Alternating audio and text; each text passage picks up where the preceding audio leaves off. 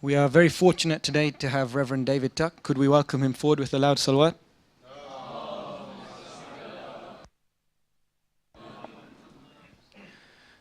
David Tuck has been in parish ministry for most of his working life in Norfolk and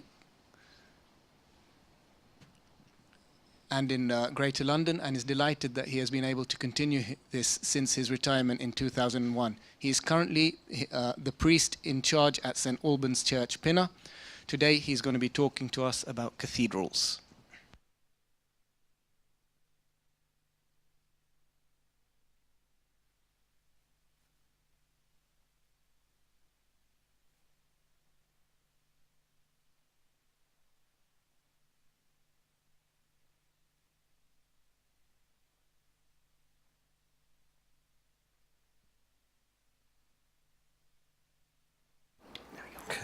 How's that? Thanks. Thank you for inviting me again. I'd like to begin by saying that at St. Albans, down the road, we have a new vicar, Kate Tuckett. She begins her work with us at a special service 4 weeks today at 8 o'clock. We hope to see some of you there, especially as one of your members will be making a short welcome speech on behalf of Mahfil Ali. We at St. Albans continue determined in the face of the terrible forces threatening to tear us apart. We're determined to consolidate, to strengthen, to deepen our mutual respect and friendship and solidarity. In the words that Joe Cox has now made famous, there's so much more that unites us than divides us. I just want to say how much I personally, and many of us at St. Albans, have appreciated the contributions of Mick from your own community on the national radio and television in the last few days. Thank you. But this evening, I want to talk for a few moments about something very different. English cathedrals. We, all of us, build fine buildings. Your Salam Centre is going to be very fine, but we have some fine ones as well. And I want to talk about one or two this evening, and I hope there may be short time for discussion. There are plenty of English cathedrals, 47 of them, and there are, of course, Catholic ones as well. Many are old, many are very big, and many are very famous. People think that they've got something to do with Christianity, but for most people, they are just a great tourist attraction. Here are 4 of the best. Durham, thank you. York, Canterbury, the inside, all very old, and a new one, Coventry, bombed and destroyed during the Second World War. You can see the ruins on the left and the new building on the right. They're some of the finest buildings in the country, but the best ones in France are, I have to admit, probably better. And then worship. All religions go through great periods of reform. The last great Christian reform in Europe, the Reformation, began exactly 500 years ago this month. Much that was bad was swept away, but much that was good was swept away too. But here in England, the cathedrals were to a large extent untouched. And the daily prayer and worship certainly changed, but it was still and still is recognizable from what it was 5, 6, 7, sometimes 800 years ago. Some of the finest Christian church music in the world is heard every day in many of our English cathedrals. Next one, please. No, I think there's one. Yes. There are the choir boys, the junior choir, singing in St. Paul's Cathedral. And the next one, please. The word cathedral, means seat. And the next one, please. And every cathedral is the headquarters of the bishop, the church leader of an area, or as we call it, a diocese. Back one, please. And sometimes in every cathedral, somewhere rather, in every cathedral, you'll find the bishop's seat. We saw it just now. In the past, bishops were often rich, powerful, and I'm afraid more than occasionally, very corrupt. 21 of them still have seats in the House of Lords, but none of them are rich and definitely, I think, not corrupt.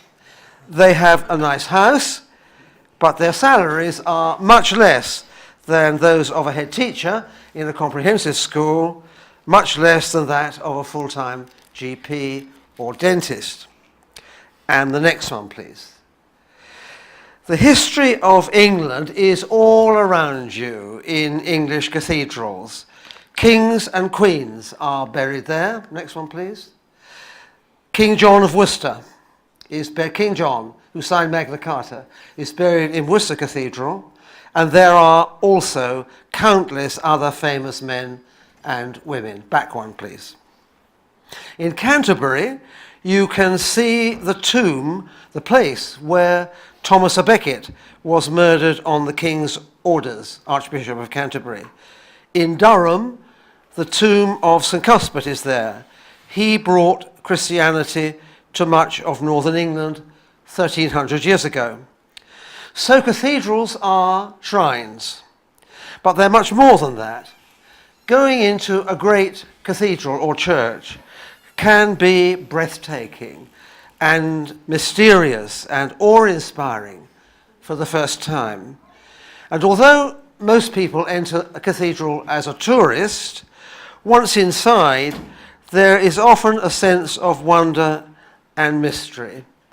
And that can lead people in our very secular age, perhaps for the first time, towards the greatest mystery and wonder of all, to a sense of Almighty God's presence himself. And the next one, please. Yeah. Cathedrals today, they're hugely expensive to maintain. There are some government grants for repairs, but cathedrals have to generate themselves most of the revenue that they need. And often that has to mean paying to get in. I hate that. Worship, places of worship, ought to be free for everybody. But I do understand, with regret, why this is sometimes necessary and unavoidable. It's not true of all cathedrals, but of many. However, if you do go into a cathedral to be quiet or to pray, and people of all faiths go in, entry is always free. And finally, our own cathedral in London, St. Paul's Cathedral, London Cathedral. Cathedrals have always been centres of learning. And I want to end by just a word or two about our own cathedral, St. Paul's. Here it is, looking up from Ludgate, and on again, thank you. It's newer than many, and it was rebuilt after the Great Fire of London in 1666. It's a glorious building, has a wonderful tradition of worship and music, and well worth a visit if you haven't been there before, not least to experience the Whispering Gallery and the stunning views of London and the Thames from the very top of the dome. But in recent years, St. Paul's has become very much like a little university, with a wide range of teaching, lectures, courses and seminars on a wide range of contemporary religious and social issues. It's also in the forefront of interfaith work. It's worth looking St. Paul's up on the website. There's something of relevance and interest for people of all faiths.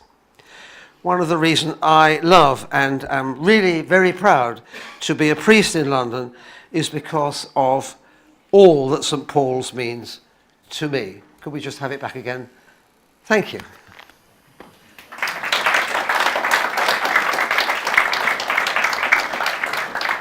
Any time for any disagreement or questions or points you'd like to raise? Yes. Sorry. What's the difference between a cathedral and a church? A church is an ordinary Christian place of worship scattered around the locality. A cathedral is where our original chief, head, leader, or bishop has his headquarters.